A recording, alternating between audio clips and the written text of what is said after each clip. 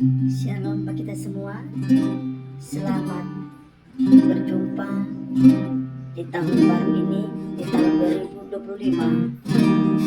Sungguhlah kita bersyukur kepadanya karena anugerah, perlindungannya, pertolongannya, serta penyertaan Tuhan yang tidak henti-hentinya. Saudaraku yang terkasih dalam Tuhan, mari kita tetap membangun sebab kita membangun persekutuan kita dengan Tuhan, membangun keintiman kita dengan Tuhan, karena kita tidak dapat berjalan dalam kehidupan ini tanpa pertolongan Tuhan. Mari kita bersyukur kepadanya, mari kita sujud bersyukur kepadanya. Haleluya. Terima kasih Tuhan untuk kasih setiamu yang ku alami dalam hidupku. Terima kasih Yesus untuk kebaikanmu sepanjang hidupku. Terima kasih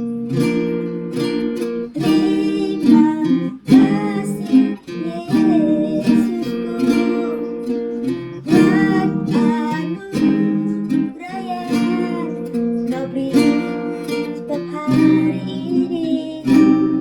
Tuhan adakan syukur bagimu. Terima kasih Yesusku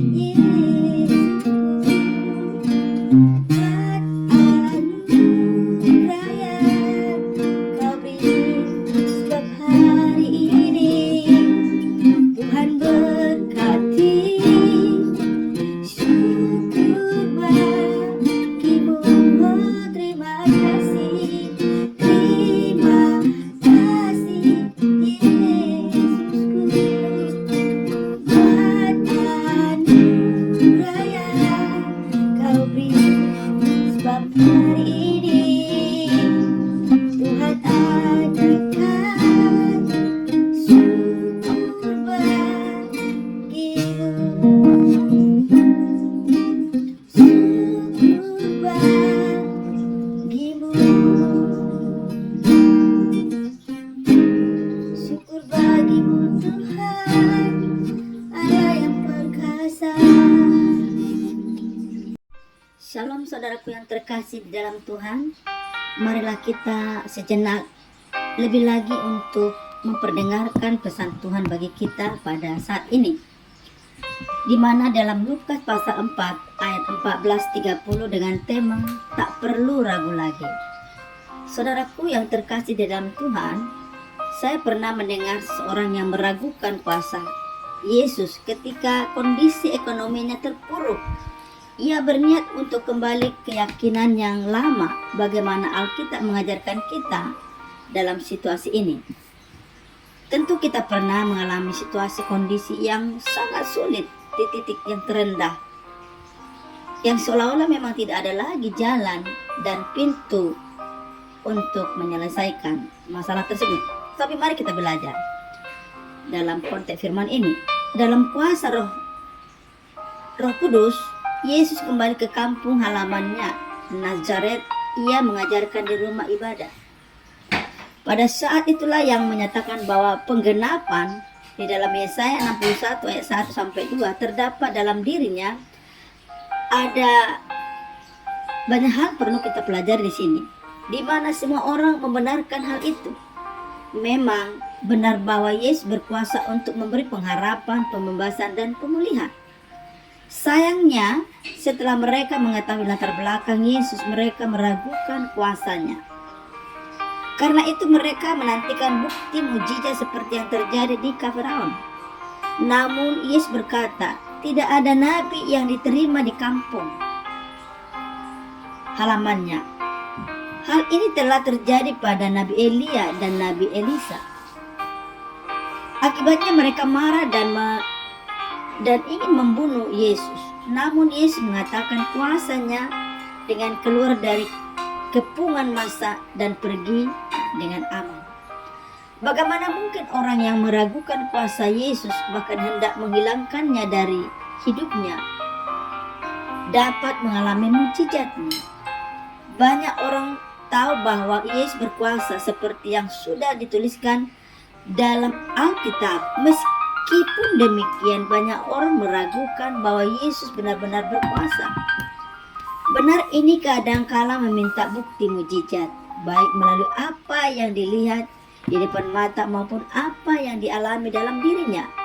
Sebagai orang-orang percaya, kita seharusnya tidak meragukan kuasa Yesus, namun nyatanya ada saja keraguan dalam diri kita. Misalnya sebagian orang tidak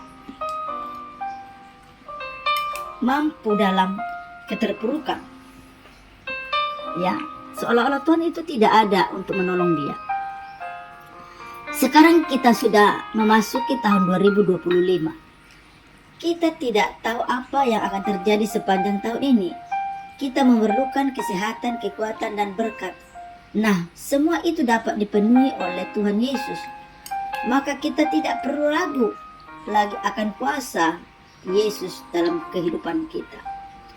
Saudaraku yang terkasih di dalam Tuhan, membuat kita ragu akan Tuhan, akan kuasanya, tentu ini dilandasi dengan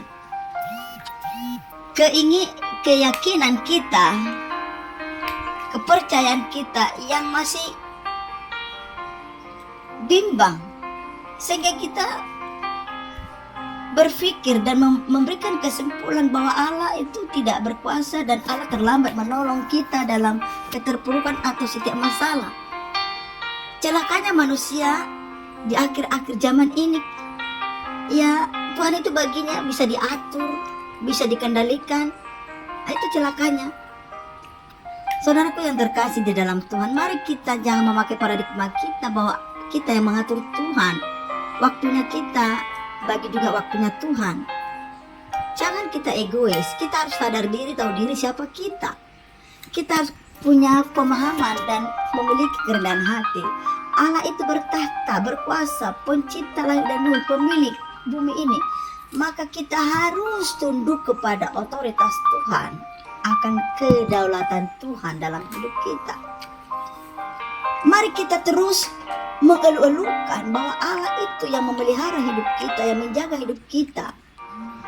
Maka mari kita sungguh mengenal kealahan itu dalam hidup kita, sehingga kita jangan cepat-cepat menyalahkan Tuhan. Bahkan banyak di antara kita yang mengutuki, bahkan menghujat keterlambatan Allah menolong di dalam kehidupannya. Mari dengan rendah hati kita menerima pengenalan akan Allah, kuasanya, mujizatnya, kuasanya, dan lain-lainnya. Mari saudaraku, sehebat apapun teknologi tidak akan bisa menggantikan posisinya Allah. Allah pemilik hidup kita kok. Allah yang menciptakan semuanya. Kita hanya diberikan kuasa untuk mengelolanya, memelihara, menjaga, dan melestarikannya.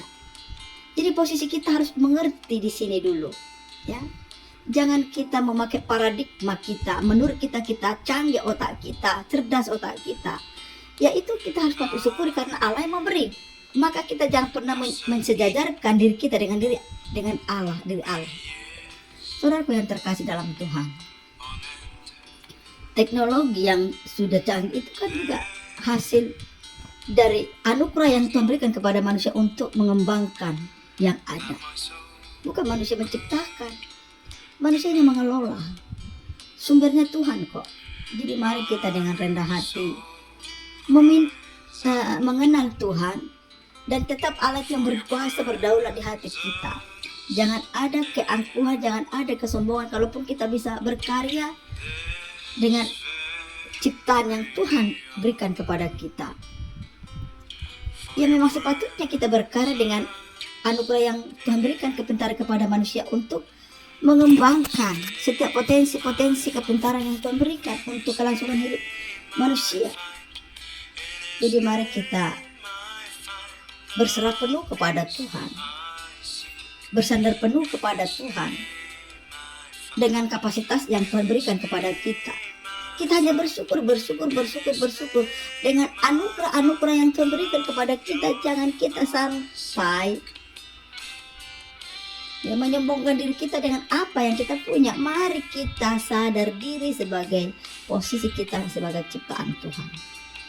Mari saudaraku yang terkasih di dalam Tuhan, siapapun mendengarkan firman Tuhan, mari kita terima dengan sukacita. Tuhan Yesus memberkati. Shalom.